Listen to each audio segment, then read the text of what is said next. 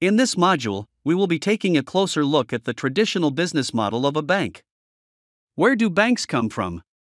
Did somebody wake up one spring morning and, feeling rejuvenated, decide to just start a bank? We all know what banks do, but the question that we want to answer in this presentation is, how do they do it? In order to answer this question, we must, first of all, establish what a business model is. A search of the term business model on Google reveals almost 5 trillion results. It is evident that a lot has been written about business models. According to Investopedia, a business model explains how a company makes money. It is a company's core strategy for profitably doing business.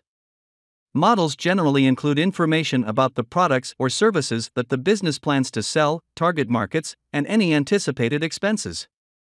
The two levers of a business model are pricing and costs. Wikipedia states that a business model describes how an organization creates, delivers, and captures value in economic, social, cultural, or other contexts.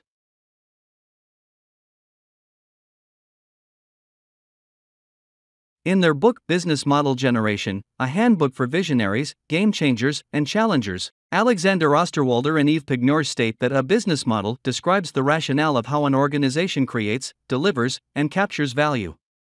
In order to show how an organization does this, the authors designed what they call the business model canvas. The model starts with customers, how customers and markets are segmented, maintaining relationships with these customers, and the channels used to reach them. Value propositions focus on solutions, the gains, value, benefits, and outcomes for the intended customers. A successful organization builds its operations around customers and their needs. In order to accomplish this, the business employs the required resources, be it physical, intellectual, human, or financial, to perform the key activities required to deliver the value propositions. If an organization lacks the resources or the capability to do this on its own, or if it wants to outsource some activities or parts of the operation, it then employs key partners to help accomplish this. Business operations incur costs that should be more than offset by the income or revenue streams generated in the process. A profitable business is the result where the income exceeds the costs. This confirms what was said earlier: the two levers of a business model are pricing and costs. The concept of banking can be traced back to the grain banks of the Sumerians and the Egyptians, where farmers stored their excess grain harvests in warehouses usually managed by the priests. These grain banks date back to around 2000 BC. According to Herodotus, the Lydians were the first people to produce gold and silver coins from electrum, a naturally occurring alloy of gold and silver, around 600 BC. Later, in ancient Greece and during the Roman Empire, lenders based in temples gave loans and exchanged money. Archaeology from this period also shows evidence of money lending in ancient China and in India. Modern banking can be traced back to Florence, Venice, and Genoa in the 14th century, with the Medici Bank established by Giovanni Medici in 1397, probably the most famous Italian bank. The modern concept, where money and banking come together in the way we understand it today, can be best illustrated by what happened during the reign of Charles I. He was King of England, Scotland, and Ireland from March 27, 1625 until his execution in 1649. This was a very turbulent time in England. Charles believed in the divine right of kings, resembling the ideas of King John before the Magna Carta. He attempted to rule as an absolute monarch without parliament, which obviously led to clashes. England was involved in a war with Spain and France during the 30 Years' War between 1618 and 1648. During this time, conflict between England and Scotland led to the Bishops' War between 1639 and 1640. The English Civil War between Charles and the English and Scottish parliaments followed in 1642 and lasted until 1645, when Charles eventually surrendered. Desperately in need of money to finance all these wars and with the state coffers empty, Charles confiscated all the gold and silver at the London Mint in June 1640. Remember, people were still taking their gold and silver to the mint to have it struck into coins. Although Charles did undertake to repay the gold and silver at 8% interest, the merchants were not happy with these forced loans to the king. This is what a gold pound looked like at the time. These actions of Charles resulted in people no longer trusting the mint, and they started to keep their gold and silver with the goldsmiths instead. Although the goldsmiths were not allowed to strike coins since this was the prerogative of the state, the goldsmiths could keep gold and silver already minted into coins as well as bullion. The goldsmiths issued receipts in exchange for these gold and silver deposits.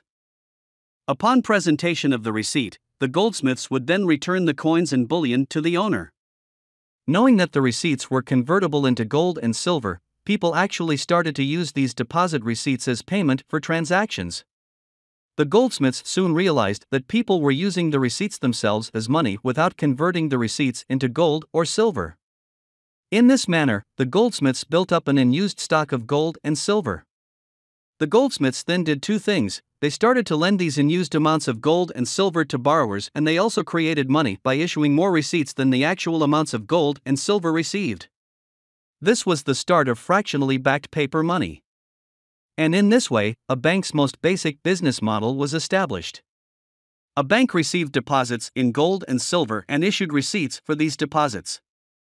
Because many of the receipts were not redeemed for the underlying gold or silver, the bank started to issue receipts not covered by gold and silver as loans to borrowers. Not knowing the difference between receipts actually covered by gold and silver and those not covered in this manner, all the bank-issued receipts were accepted during trade and transactions. By 1685, the goldsmiths in Lombard Street held most of the gold and silver coins in circulation. Traders and merchants received paper, notes and drafts issued by the goldsmiths, effectively making the goldsmiths the treasurers of the whole city. The following distinction can now be made. Deposit receipts were issued in respect of the amounts of gold and silver actually received. Notes, on the other hand, referred to the receipts not backed by gold or silver. Whereas deposit receipts reflected actual amounts of gold and silver received, notes were money created without such underlying value. Banks also issued drafts, a bank check where payment was guaranteed by the bank that issued the draft. When deposit receipts, notes, and/or drafts were presented to a bank, they were paid out in gold or silver. Banks were therefore required to have enough gold and silver on hand, as reserves, to do so. The Crown was also active in the market for short-term debt. The Crown, in anticipation of monetary receipts like taxes or the spoils of war, issued interest-bearing paper for goods and services. This interest-bearing paper was issued in denominations as small as £1, and this government paper was also exchangeable for gold and silver coin. William Shaw called these orders England's first government paper money. This is a £5 note issued by the Bank of England. By his actions in June 1640, when he laid claim to all the gold and silver held at the State Mint, Charles I actually caused the establishment of the banking where deposits are accepted and loans are made as we know it today. The Dutch occupied the Cape in 1652. It would take more than a century before the Cape of Good Hope had its own bank. The Cape Colony did not, in its early years, have its own currency. During this time, a variety of coins were used as a means of payment, including Spanish doubloons, Dutch guilders, and riksdaalders, and English pounds, but also coins from other countries like Japan and India based on their intrinsic gold or silver value. A wide variety of gold and silver coins were thus in circulation in the Cape, but no banking system. The wealthy inhabitants of Cape Town relied on family and friends for short-term loans. This resulted in an extensive informal credit market. It would take a financial crisis before the first bank opened for business in the Cape of Good Hope. The Van Reenen family was probably the richest family in the Cape in 1780. The father, Jacob Van Reenen, had made his fortune from land, meat, and alcohol. The one son, Dirk, owned a successful wine business, and the other two sons, Jacobus and Sebastian, went into the meat trade. Jacobus and Sebastian bought sheep from the farmers to the north in the interior of the country. The Cape had wine and wheat but not meat. Due to the fact that currency was already in short supply, the Cape adopted merchants' letter of credit or promissory notes as a means of payment, especially in the outlying areas. The Van Reenen brothers issued what became known as Skop-Brewen, translated as sheep letters or sheep notes. They would issue these sheep notes as payment for the sheep bought from the farmers up north. These farmers were far away from town and did not need immediate payment in actual hard currency. The agreement was, however, that the farmers could exchange these promissory notes for hard currency when they visit the Cape. The sheep notes eventually became a form of money, with farmers starting to use these promissory notes to pay for their own purchases. With sheep notes convertible into gold or silver at the offices of the Van Renen brothers in the Cape, the sheep notes became money, making it possible for the Van Renen brothers to actually print money. The Van Renen brothers decided to diversify their operations further. They went into imports, using their gold and silver to finance this. The American War of Independence broke out in 1775. With the war raging, fewer ships visited the Cape, causing a reduction in trade. This affected the local economy badly. Fearing the worst, everybody with sheep notes wanted to convert them into their underlying hard currency, namely gold or silver, but by this time there were more sheep notes in circulation than the available amount of gold or silver in the vaults of the Van Renen brothers, causing them to change the rules in respect of their sheep-based promissory notes.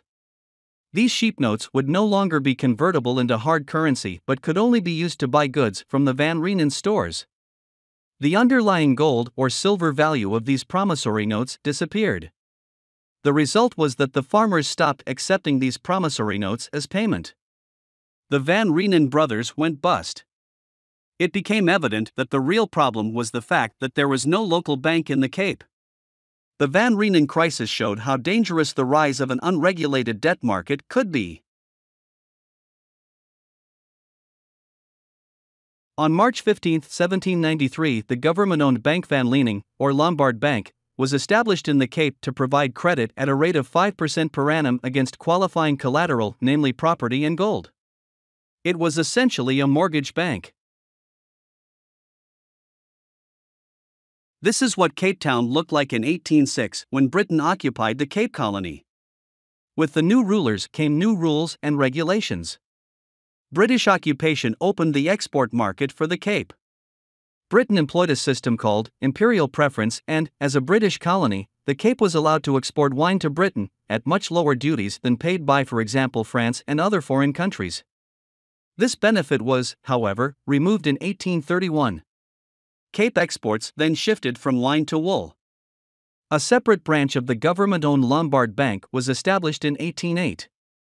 The new discount bank accepted deposits, on which interest was paid, and used the funds to discount bills of exchange and promissory notes and to advance loans against suitable security. Discounting a bill or a note basically means the prepayment of an invoice. A seller would obviously require payment for any goods sold. If the buyer did not pay on delivery, by using either specie or banknotes, then the seller would issue an invoice, requiring payment at some time in the future. Banks discounted these invoices, or bills, by paying the seller a lesser or discounted amount, and not the full face value of the bill. The bank would then recover the full amount of the bill from the buyer on the due date. The difference between the discounted amount paid by the bank and the full maturity value would then constitute an income for the bank. Exports from the Cape and Natal between 1807 and 1870 consisted mostly of agricultural products. Wine, fruit, maize, sugar, meat, wool, animal hides, ostrich feathers, and mohair. This changed greatly with the discovery of gold and diamonds. The first private banks started operating in the Cape in the 1830s. They were typically small, unit banks without branches, and owned by local merchants that provided the most basic of banking services. The Cape of Good Hope Bank, established in 1836, was the first private commercial bank. Although these private banks were normally well managed, banking only started to really take off in the 1860s.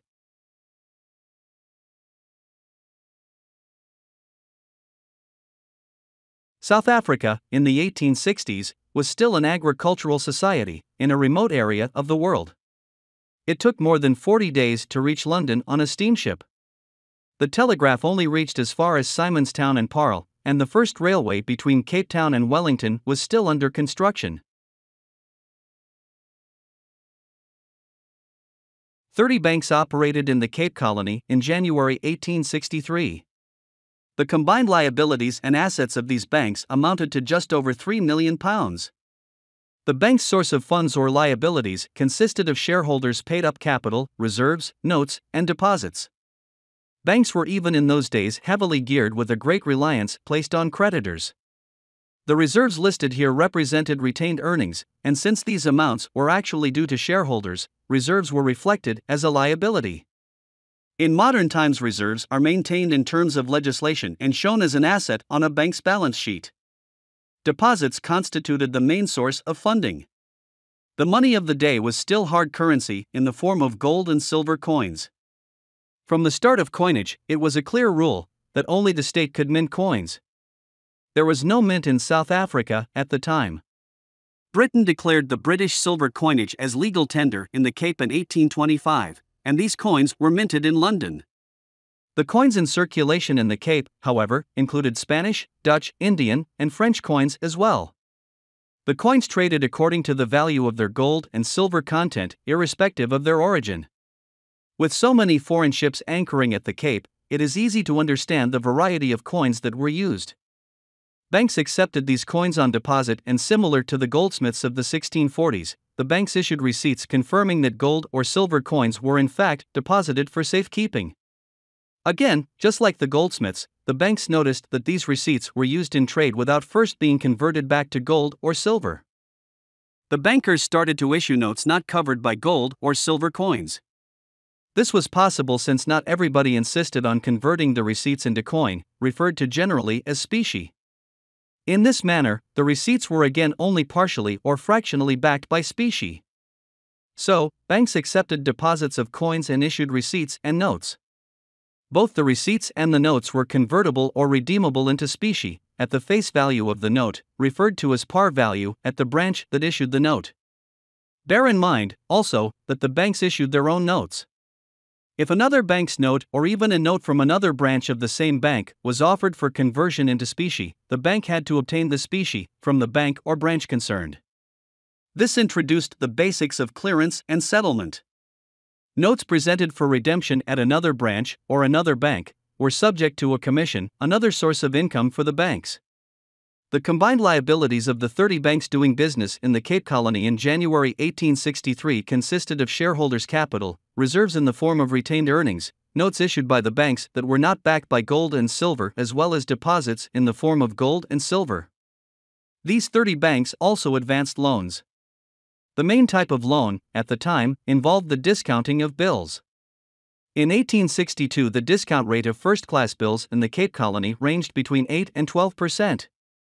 In summary, banks converted their liabilities, consisting of shareholders' capital, gold and silver deposits, and banknotes issued, into assets, consisting of specie on hand and loans made. A bank's liabilities represented a source of funds that enabled the bank to conduct banking business, and a bank's assets indicated how these funds were used.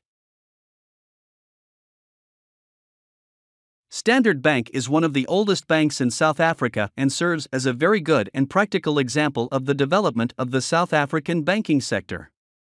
According to The Economist of October 18, 1862, the Standard Bank was designated to carry on every sort of banking business in the colonies of South Africa. With the support of certain merchants in Port Elizabeth, the Cape Colony, and with capital raised in London, the Standard Bank of British South Africa Limited was established in 1862, with John Patterson as chairman. Standard Bank opened for business in January 1863 in the Guardian Building, Main Street, Port Elizabeth, on the first floor above the offices of the Commercial Bank of Port Elizabeth. The bank's capital was fixed at £1 million, consisting of 10,000 shares, of £100 each, with the power to increase its share capital to £2 million. Shareholders were, however, only required to pay £25 of the £100 per share. This £25 constituted the bank's paid-up capital, and the remaining £75, referred to as the reserve liability, would only be called if the bank required it. In other words, shareholders had to pay £25 per share upfront and undertook to pay the remaining £75 per share, if and when called to do so. The first share issue was limited to 5,000 shares, providing the bank with £125,000 paid-up capital and an additional amount of £375,000 that could be called up if needed. It is interesting to note the arrangements at the time.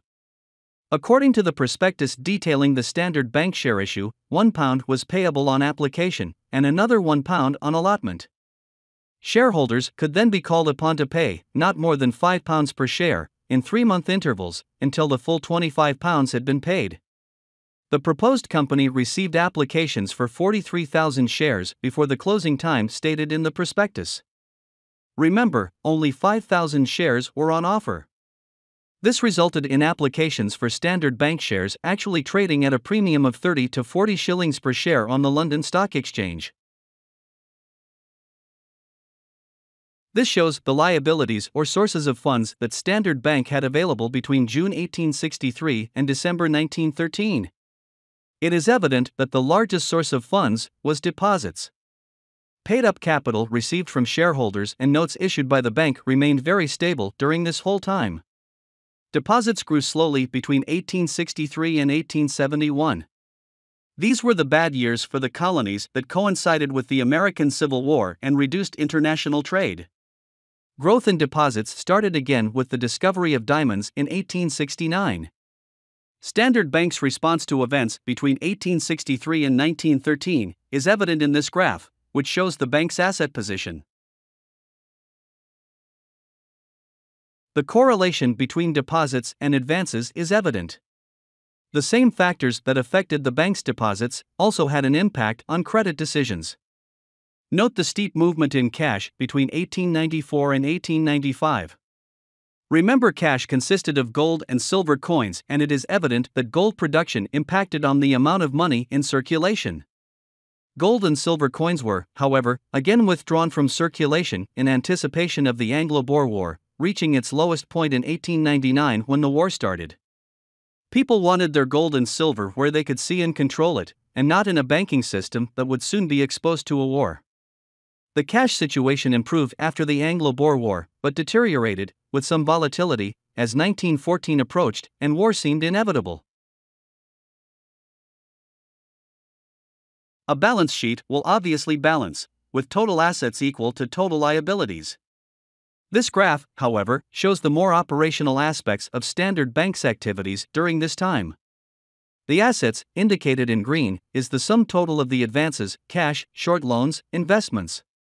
The liabilities, indicated in red, in turn, is the sum total of all the deposits, paid-up capital, and notes. The difference between the two lines indicates the reserves held by the bank. It is, by combining these values in a single graph, as indicated here, clear that Standard Bank maintained a healthy financial position during the period between 1863 and 1913. In an article dated February 5, 1900 for the Cape Times made the following statement: "It says a great deal for the sound business management of the banks that they have steered an even course in the boom and in the depression, with the result that, though business contracted, their position remains absolutely sound. There has been no serious collapse. There has been no financial panic. The banks may be congratulated on having passed through the period so well, and on being in a position to face, with equanimity, what still remains to be gone through." The SA Reserve Bank produces a quarterly bulletin that shows statistical tables for money and banking activities in South Africa. It contains data for the Reserve Bank itself, reflecting the liabilities and the assets of the central bank. We are, for the purposes of this presentation, more interested in the position of the banking sector. Here the combined balance of the SA banks is reflected under the headings: deposits, borrowing and capital. The combined assets of the SA banks is shown as reserves, loans and investments, as well as bills discounted, something that can be traced back to the goldsmiths doing business in 17th century England. More about this just now. The SA Reserve Bank also publishes some selected SA banking sector trends on a monthly basis. This reflects, in a summarized format, the state of the SA banking sector. It contains information on the key measures used to assess the SA banking sector, namely profitability, liquidity, credit risk, capital adequacy, and leverage. At the start of this presentation, the concept of profitability was identified as a key ingredient of a business model. It must be clear how a business makes money. It was also stated that the two levers of a business model are pricing and costs. Let's take a closer look at the profitability of the South African banking sector. The impact of 2020 is evident from some of these figures, with 2022 showing an improvement over 2021. The focus, for purposes of this presentation, will be on the 2022 figures. Return on equity was 13.73% for 2022. This represents the net profit of all the banks, as a percentage of their combined capital. The profit is reflected as 96.24 billion rand, a substantial increase from the 39.14 billion rand for 2021. When considering return on equity, it is important to note that banks are heavily leveraged. In other words, banks rely more on funding from creditors, mostly in the form of deposits from the general public and amounts borrowed from other banks, the Reserve Bank and the foreign sector, than shareholders. Equity is a relatively small source of funding. This is evident from the return on assets given as only 1.09%. The banks have a much larger amount of money in assets, consisting of reserves, investments, but mostly loans. The bank's cost-to-income ratio remained even at around 59%. Banks pay 59% of all their income to costs, with a substantial portion of these costs consisting of salaries to staff. Banks earn interest on the loans that they advance. The net interest income, compared to the interest-earning assets or loans, is 3.86%. The total amount of net interest earned, shown as 188.07 billion rand when compared to all the loans on which interest is payable, amounts to almost 4%. Banks also earn non-interest income. This refers to income not associated with interest.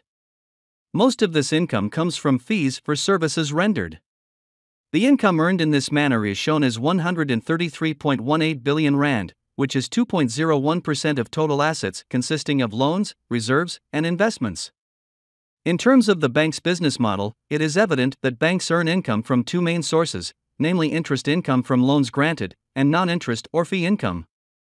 Expenses incurred during operations amount to 189.44 billion rand or 2.86% of total assets. Banks use mainly deposits to finance loans. Most of these deposits are short-term by nature, whereas loans are generally for much longer periods. This is a great source of liquidity risk for banks. It is evident that the SA banking sector is healthy, since the liquid assets held by the banking industry are almost 3 times the liquid asset requirement. Liquid assets mean assets that can be easily converted into cash. Both the liquidity coverage ratio and the net stable funding ratio should be at least 100%. The SA banking industry shows healthy figures for both, namely 138% and 116%. A large portion of a bank's liabilities is in the form of short-term deposits. In the event of a financial crisis, depositors normally want to withdraw their deposits. Banks must be able to pay these deposits to customers. The liquidity coverage ratio refers to the proportion of highly liquid assets held by financial institutions to ensure that they can pay their short-term obligations, and specifically cash outflows, for a period of 30 days. 30 days was selected because, in a financial crisis, a response from governments and central banks typically takes around 30 days. Banks must therefore have enough short-term assets to be able to pay out short-term deposits for a period of 30 days. The liquidity coverage ratio is therefore a stress test that is intended to make sure that banks and financial institutions have a sufficient level of funds to ride out any short-term disruptions to liquidity. The net stable funding ratio intends to promote resilience over a longer time period by requiring banks to fund their lending activities, a bank's assets, from more stable sources of funding, a bank's liabilities. In good times, banks have access to cheap and abundant short-term funding. This situation changes during difficult economic times. The net stable funding ratio requires that banks have sufficient available stable funding to cover their required stable funding for a period of a year. A bank must therefore have enough capital and liabilities in the form of deposits and borrowed amounts to cover its operations for a year. Taking deposits and making loans is a big portion of a bank's operations. Under credit risk, impaired advances are shown as 214.84 billion rand or 4.43% of all loans and advances. Loans are considered impaired when, based on current information and events, it is probable that the creditor will be unable to collect all interest and principal payments due, according to the contractual terms of the loan agreement. The capital adequacy ratio measures a bank's capital in relation to its risk-weighted assets. A bank's main asset is loans, and these loans are subject to credit risk where debtors may default.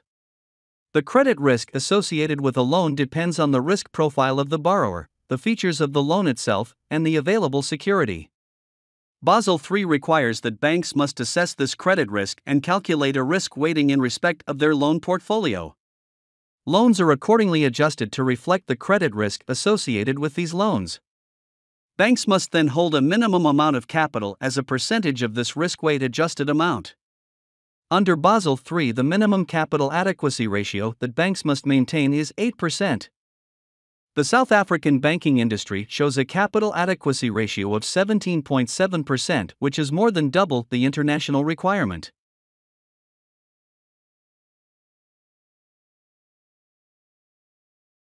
Any business has two sources of funding available to finance its operations, namely owner's equity and debt.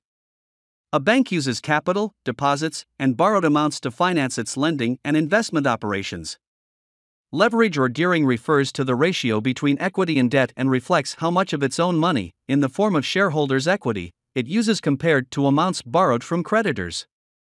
A bank's capital, representing the difference between assets and liabilities, reflects its net worth.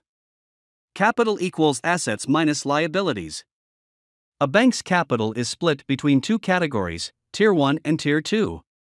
Tier 1 capital includes common equity, reserves, and retained earnings. Tier 1 capital represents a bank's core capital. The Tier 1 leverage ratio, therefore, measures a bank's core capital relative to its total assets to evaluate how leveraged a bank is. The Tier 1 leverage ratio is thus a measure of a bank's near-term financial health. According to the Basel III standards, this ratio must be at least 3%. A ratio above 5% is deemed to be an indicator of strong financial footing for a bank. The SA banking industry shows a Basel III leverage ratio of 6.71%.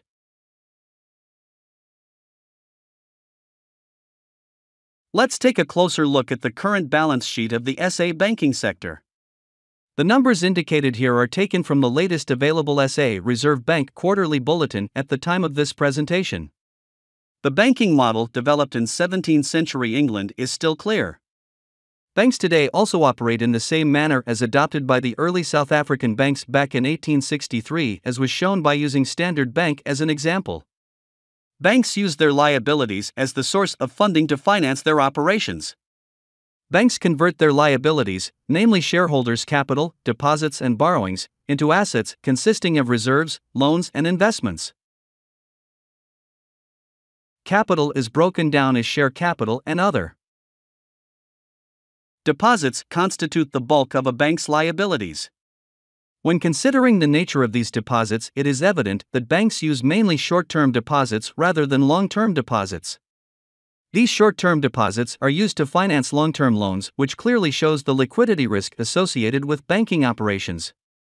Banks borrow short and they lend long. While deposits show the amounts received from the general public, borrowing reflects the amounts borrowed from the SA Reserve Bank, interbank loans and loans obtained in foreign currency. Banks keep reserves in the form of cash on hand, gold coins and bullion, as well as deposits with the Reserve Bank. There is a clear correlation between deposits and loans. It is also evident, as stated earlier, that many of these loans are over a longer term, notably installment sale agreements used to finance vehicles and other movable assets as well as mortgage loans. The liquidity risk within the banking system is obvious. Banks use mostly short-term deposits to finance long-term loans that could be repayable over periods ranging from 5 to 25 years. We also distinguish between secured loans, such as installment sales and mortgage loans, and unsecured loans, such as credit cards and overdrafts. Banks invest funds in the bond market, mostly government bonds, but there is some movement in corporate bonds as well. Banks also have an exposure in the equity market. Bills discounted still account for a large percentage of the investments. The construction of a bank's balance sheet is more obvious if the information is shown graphically. Banks convert their liabilities, mostly deposits, into assets, in the form of secured and unsecured loans and investments. It is interesting to note, according to the SA Reserve Bank, that there is in the region of 170 billion rand in notes and coins in circulation.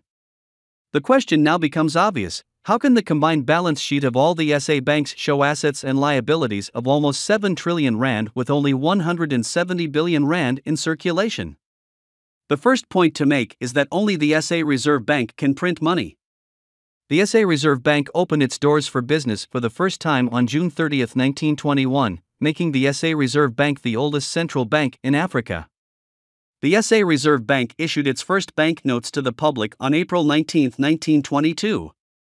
Private banks were then no longer allowed to print their own banknotes.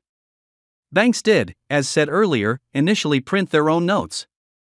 This ability was taken away from the banks, and only the SA Reserve Bank can print the notes and coins that we accept as money today.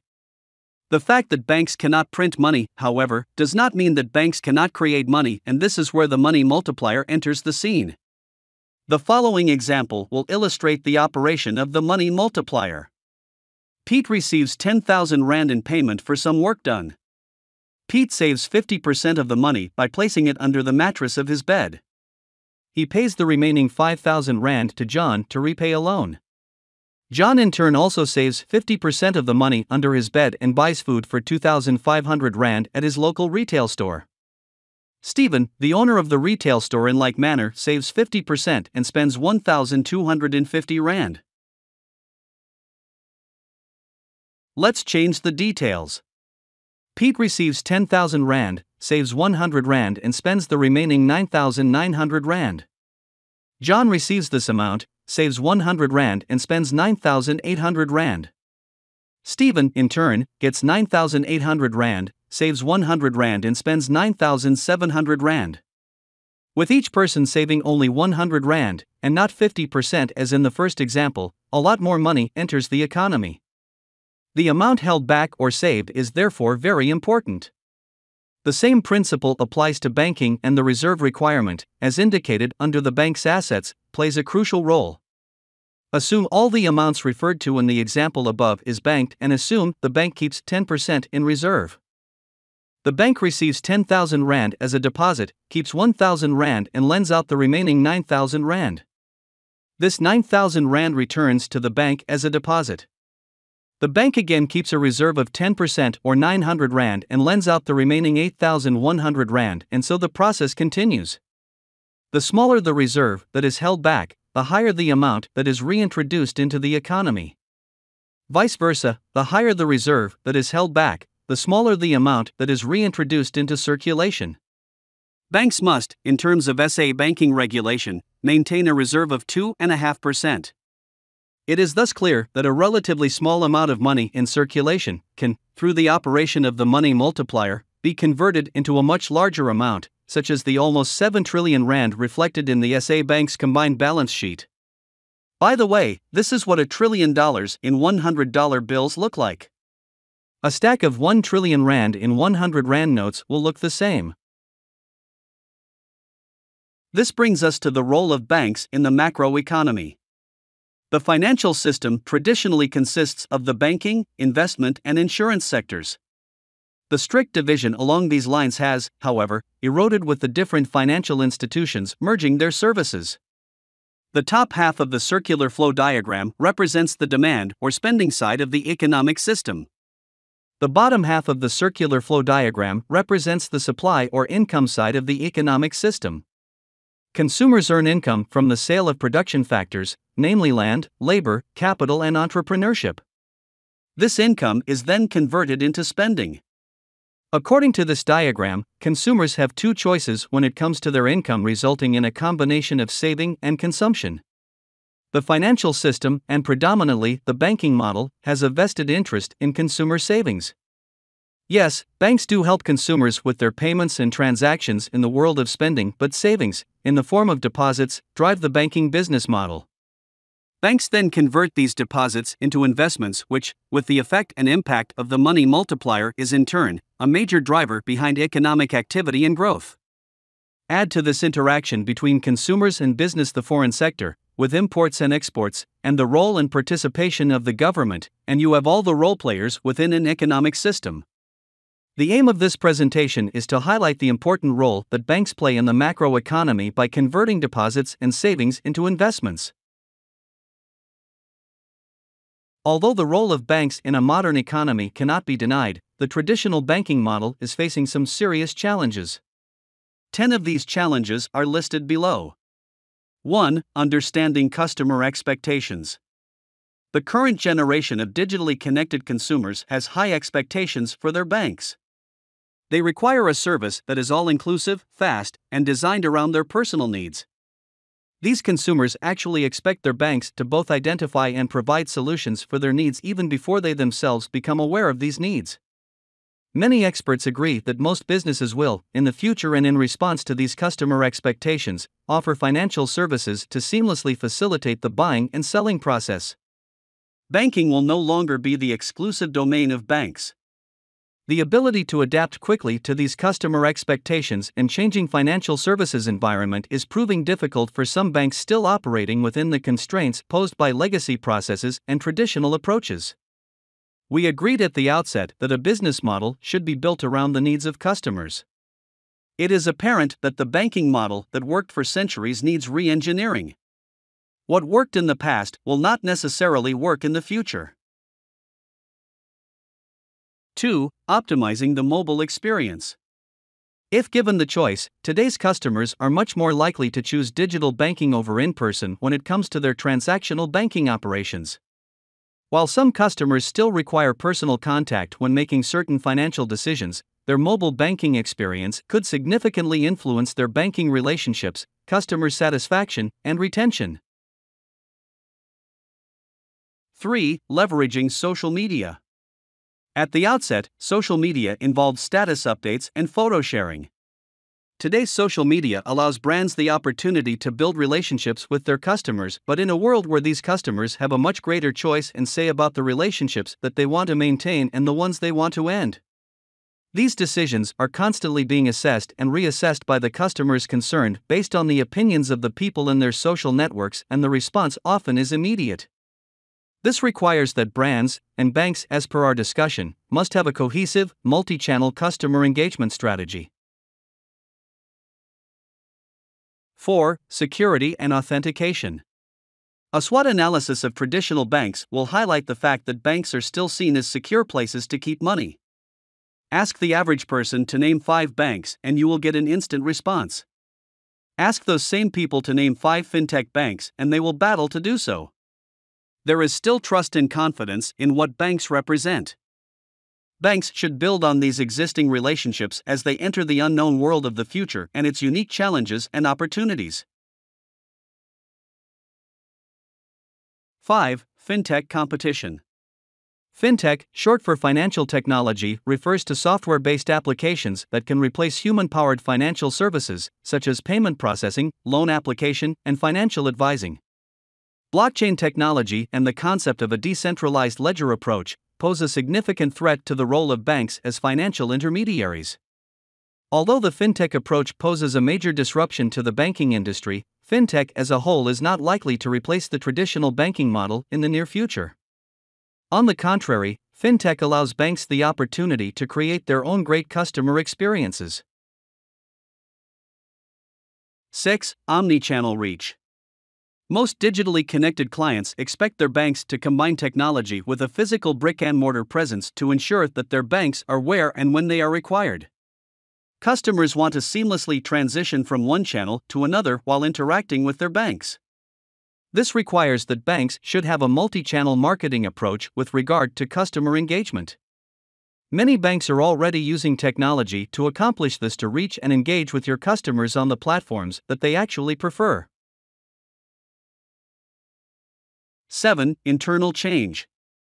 The traditional banking model discussed in this presentation has worked for centuries. Change is normally painful and traditional bankers find it difficult to change. Modern bankers require a whole new set of skills and many bankers find this transition difficult. Tellers of the past will be very different from tellers in the future. Some banks are also so focused on changing their business models and procedures that they fail to upskill their workforce in the process as well. Bank staff is aware of the changes in the banking world. If their employers do not spend time and effort to upskill them, their fear of the future increase with regard to their job security, causing them to fight the changes even more instead of embracing the possibilities that could arise from these changes. 8. Adopting AI. Businesses are increasingly making use of artificial intelligence to predict customer preferences and needs and to make risk assessments. This is also true for the banking industry. Some banks, however, still lack a clear AI strategy. Add to this the fear that robots will take our jobs and you encounter more resistance to change, as stated above. Although AI is playing a significant role in shaping the banks of the future, there is no substitute for human discretion and expertise when it comes to complex financial services. 9. Regulatory compliance. Trends over the past decade indicate that regulations and compliance will become heavier and more complex in the future. This poses yet another challenge for the banking industry, especially so since fintechs are not subjected to the same regulatory processes and requirements. Although it is not possible to avoid evolving regulations, banks that adopt scalable processes and invest in technology solutions, referred to as RegTech, will be in a better position to adapt to changing regulatory conditions. 10. Increasing pressure from competition. As mentioned earlier, it is expected that more and more business will introduce their own banking facilities. Most businesses in the future will provide banking services as well. Consider the implications for traditional banks if Facebook, Amazon, or Google offer a full range of financial services. Customers welcome the situation where they can shop, transfer money, and click purchase all in one app without having to involve their existing bank. It is evident that banks do not only face competition from other banks and fintechs. The competition will increasingly come from the non-banking sector as well. This presentation started with the definition of a business model, what it is and what it means for a business in general. We then focused on the business model of a bank specifically with reference to historic events in England that formed banks into the institutions that we recognize today. The South African approach to banking was further molded in the early Cape Colony, and we used Standard Bank as an example of the typical operations of a bank in the 1800s.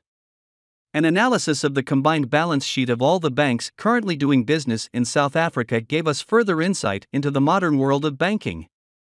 If you came to the conclusion that modern banks have more products and are more complex than banks in the 1800s, but that the business model of a bank has not changed significantly since the 1600s, then you are not wrong.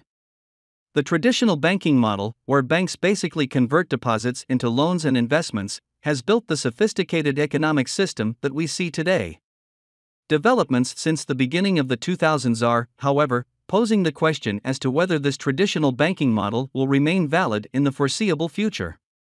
You may even go as far as asking the question of whether banks are still relevant.